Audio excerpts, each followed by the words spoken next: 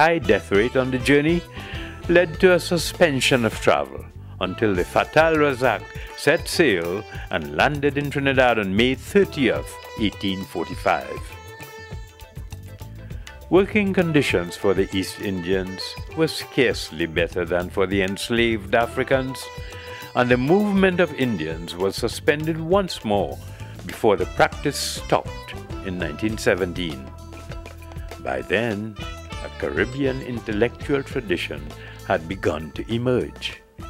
A Caribbean intellectual tradition seeks to look at the Caribbean in its entirety and to trace the intellectual tradition that is homegrown, that is homespun, that emerges in the context of the people and in the context of the land. That is very important. An intellectual tradition is not just a set of rules or guidelines or wise sayings. An intellectual tradition is part of the culture of the people, which is tied in with the land mass itself. You can't separate the two. We typically think of this tradition as being the work of our intellectuals. But I want to emphasize, you can be an intellectual without ever having set foot in a university. Our intellectuals are the individuals who have thought hard about the issues that are crucial to the region. They have spoken on the issues, they have written about the issues, so that we have a body of material. Usually it's written texts or speeches or recorded statements. Sometimes you might say it's in the products of cultural life, dance, music, the visual arts, performing arts. This great body of creative work represents the Caribbean intellectual tradition. Many of the Caribbean intellectuals experienced life outside the region through the world wars and attending universities. Norman Manley, the great leader of 20th century Jamaica, served in World War I. He survived World War I. Tubal Uriah Buzz Butler, a Grenadian who was the great labor leader in Trinidad, was also a veteran of World War I. George Weeks, who became an important labor and radical leader in Trinidad and Tobago in the 1950s and 60s, served in World War II.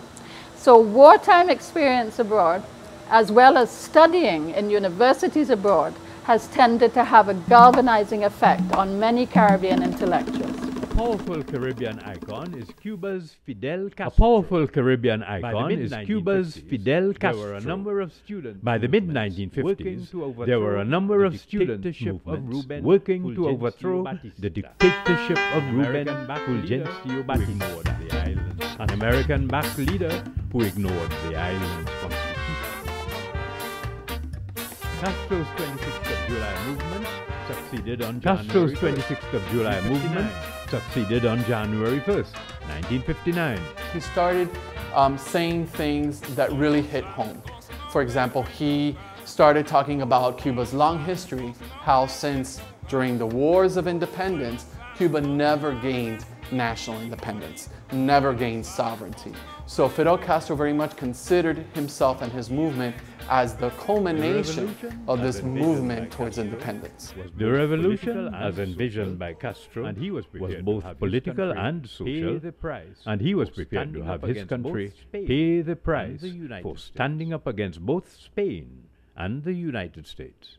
The United States imposed an economic embargo on the island. At the same time, we have to understand this in the greater Cold War context. This is the 1960s, where you have basically two major powers, the United States and the Soviet Union, and any gain for one is a loss for the other. In exchange for loyalty to Cuba, Russia provided favorable trade agreements to Cuba and technical and military support. Castro then sought to assist others to achieve independence.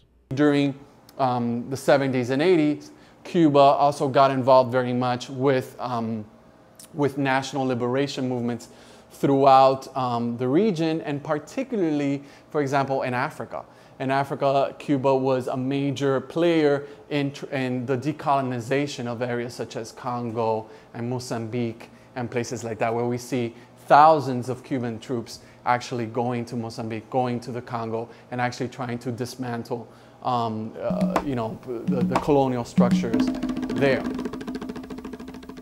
Another factor of 20th century Caribbean culture is unification.